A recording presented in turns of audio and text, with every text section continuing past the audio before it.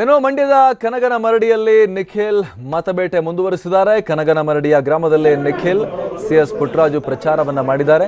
ಪ್ರಚಾರದ ವೇಳೆ ಕನಗನಮರಡಿಯ ಗ್ರಾಮದಲ್ಲಿ ನಿಖಿಲ್ ಭೋಜನವನ್ನ ಸೇವಿಸಿದ್ದಾರೆ. ಗ್ರಾಮಸ್ಥರ ಮನೆಯಲ್ಲಿ ಮುದ್ದೆ ಊಟವನ್ನ ಸವಿದಿದ್ದಾರೆ ನಿಖಿಲ್ ಕುಮಾರ್.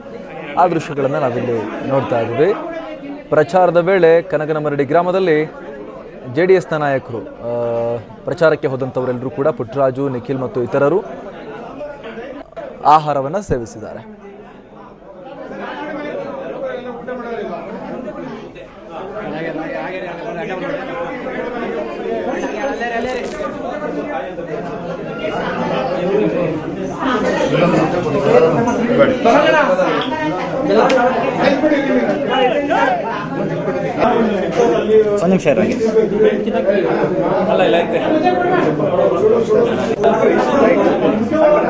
ಒಂದು ಕಡೆ ಭರ್ಜರಿಯಾಗಿ ಪ್ರಚಾರವನ್ನ ಮಾಡ್ತಿದ್ದಾರೆ ಪುಟ್ಟರಾಜು, ನಿಖಿಲ್ ಮತ್ತು ಜೆಡಿಎಸ್ನ ಮುಖಂಡರುಗಳೆಲ್ಲರೂ ಕೂಡ.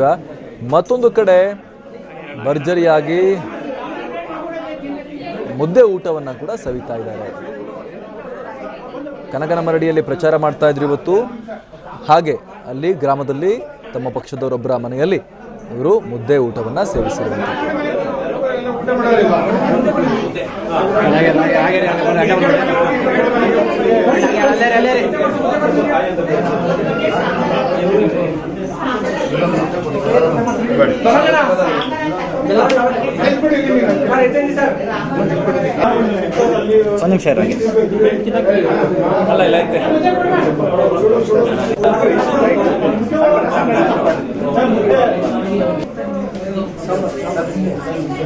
ಬಣ್ಣ ಆ ಕಡೆ